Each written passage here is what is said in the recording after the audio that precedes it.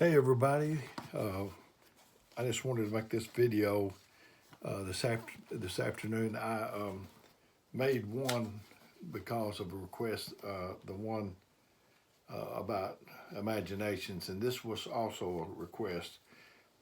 And they wanted me to, this dad and son had been talking about Joseph, and they said that would be good for them if I'd make one about Joseph, and I'm going to try to do that.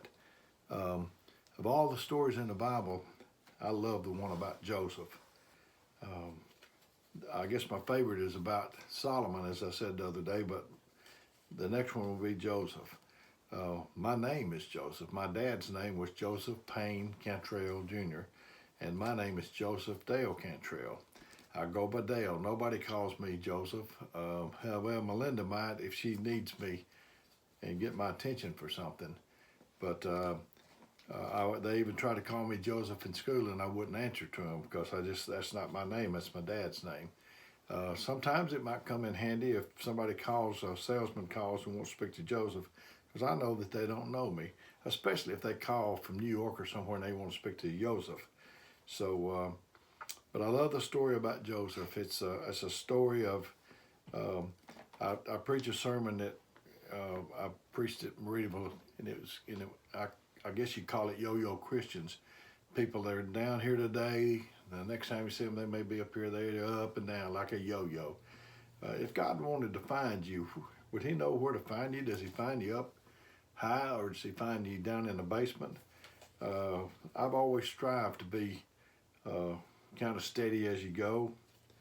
That's what I love to do. So Joseph, he could have been the victim, but he was a victor. And uh, he had a bunch of brothers. His daddy really loved Joseph, and he made him a coat of many colors. Joseph always, throughout his life, had dreams, or he could interpret dreams. And he had this dream where his dad and his brothers were going to bow down to him. And it angered his brothers. That many coat of many color in that dream, it just sealed his doom with them. And so they were out together. They had their opportunity, and they saw an open pit, had no water in it, and they threw him down in there. They took his coat of many colors.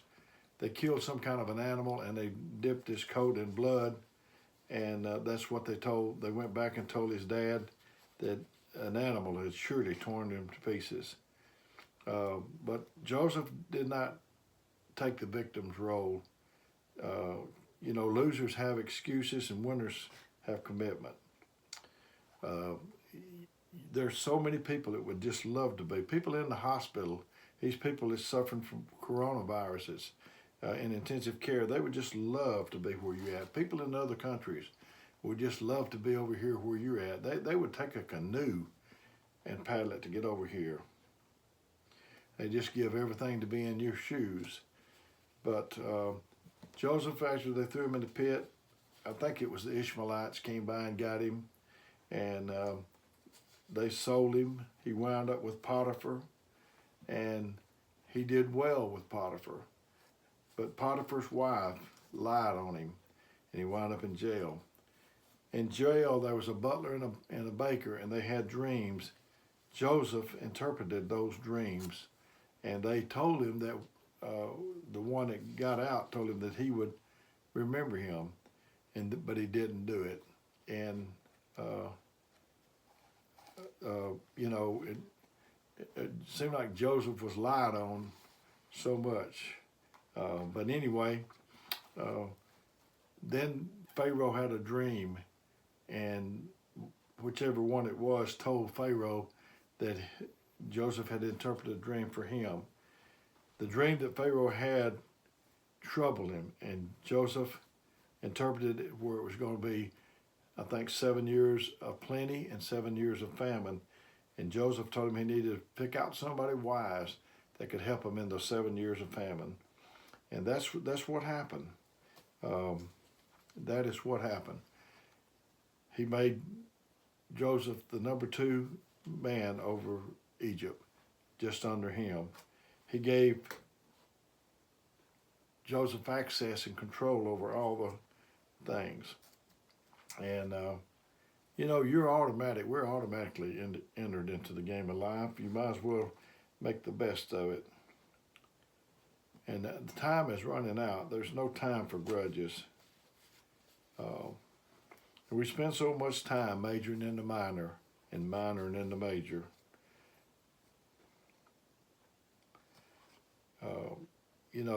Joseph's brother really mistreated him, told his daddy that animal had torn him in pieces. Don't you know that some people will lie on you?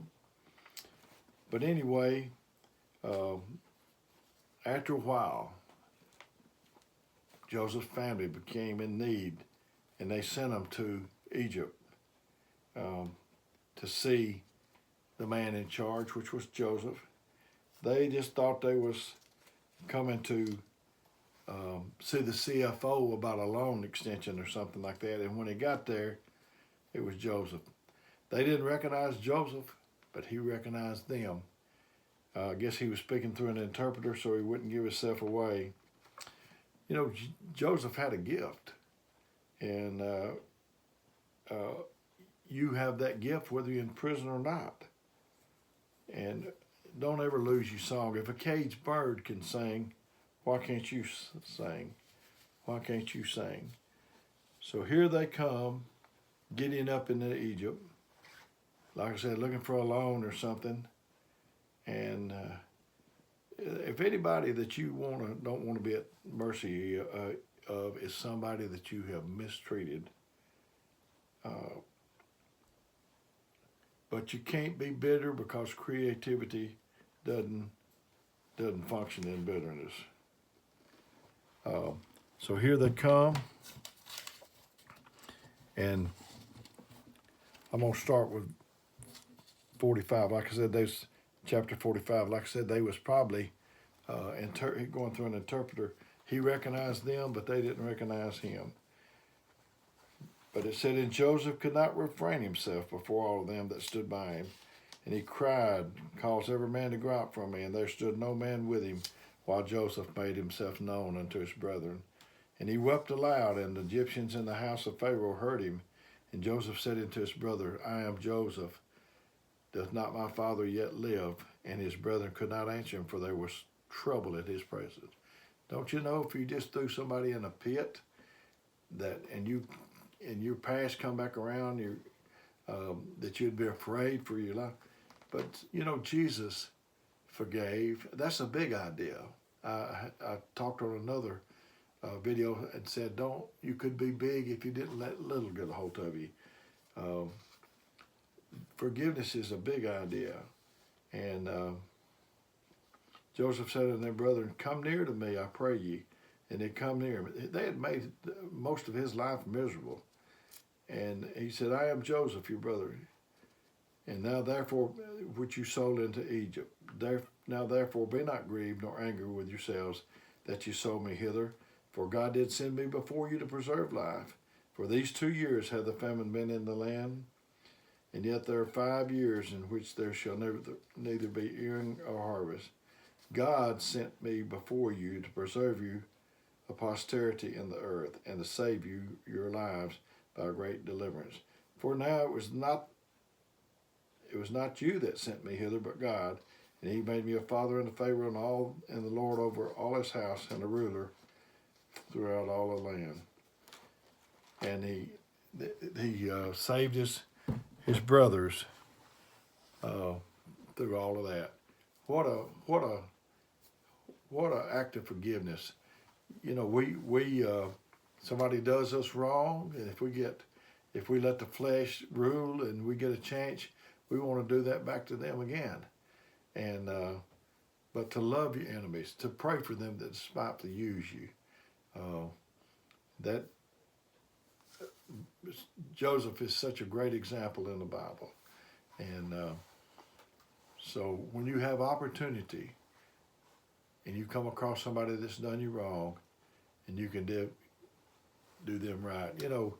I want my hands to be clean. I don't want anybody's blood on my hand. I don't want my hand to be on the back of anybody.